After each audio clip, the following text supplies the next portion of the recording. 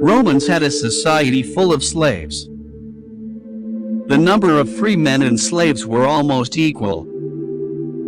Thus, the life of a Roman slave could vary greatly based on the tasks they were given and what their masters did.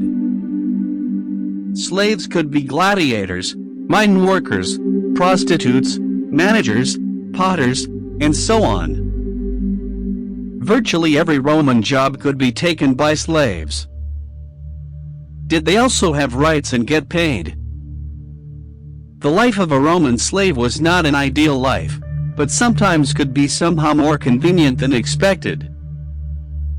However, there was never a guarantee that a slave could have a good life, and the probability of having a difficult slave life was always higher. If the slaves ended up marrying and having children, their sons and daughters would automatically become slaves too.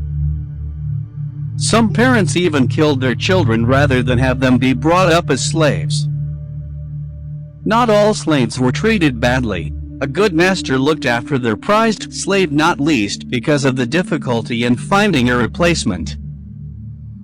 It was important for wealthy homeowners to own a good cook, not only for their own daily enjoyment, but also to compete against other elite and rich families on occasions when fine banquets were called for. Ancient Roman society had a high proportion of slave population. Some have estimated that 90% of the free population living in Italy by the end of the 1st century BC had ancestors who had been slaves. Many slaves also worked in factories or craft shops as weavers, dyers, potters, and mosaicists.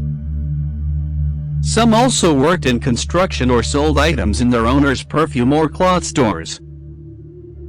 Sometimes slaves could even work for the government as accountants or guards, or being responsible for chopping wood to heat the Roman baths.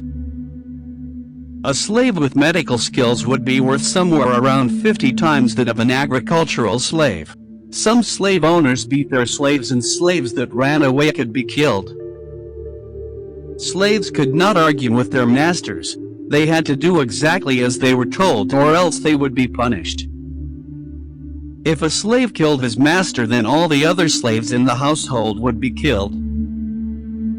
Both men and women were sold as slaves, and young boys were the most expensive slaves to buy. Some slaves were well educated, especially those from Greece, and they would be used to teach the children of the house. Women slaves would be used as hairdressers, dressmakers, cooks, and servants for rich women. Other slaves worked in small workshops making leather or silver goods or pots and pans. The ancient Roman slaves who had the hardest lives were those who were put to work in the mines. They had to spend long hours underground in hot, cramped conditions. The mines were also unsafe, and often slaves were killed in accidents. Farmers used slaves to do the hardest work on their farms, like digging and plowing. Thank you for accompanying us so far. For your support, thank you for commenting on the subscriber and how you felt about this video. Normally, slaves would sleep on a heap of straw with a blanket on top, either in the kitchen or the hallway, or up in the attic. Of course, attractive girls always had to submit to the sexual desires of their masters. Sometimes, the mistress would make life very hard for female slaves just because she thought they were sleeping with her husband. There were lots of other jobs that could be performed semi-independently as a slave. A qualified Greek slave could easily become a physician or teacher.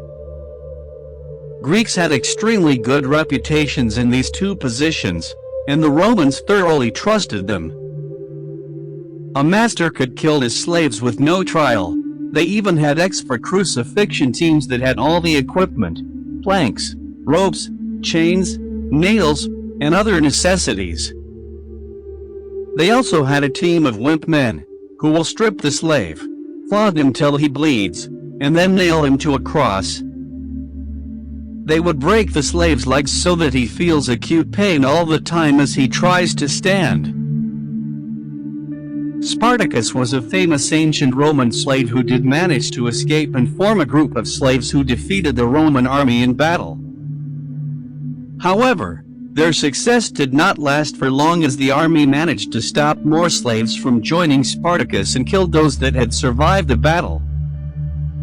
Initially, Rome didn't take what it saw as a minor revolt seriously, but after a number of victories, General Marcus Licinius Crassus was sent to put an end to what would become known as the Third Servile War. By 71 BC, Crassus had defeated the slave army and 6,000 surviving rebels were crucified. Spartacus is believed to have been killed in battle, but his body has never been found. Although Spartacus was ultimately unsuccessful, his attempt to rid the Republic of slavery went on to inspire reams of books, films, and television shows, as well as others hoping to instigate revolutions. Slavery slowly disappeared from ancient Rome, not because of any formal decree, but because of economic forces. Roman landowners in the late Empire period had little confidence in the direction of the economy and became reluctant to pay the high upfront fees for slaves, preferring instead to employ low-wage earners that could be let go quickly when they were no longer required.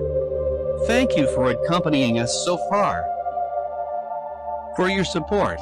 Thank you for commenting on the subscriber and how you felt about this video.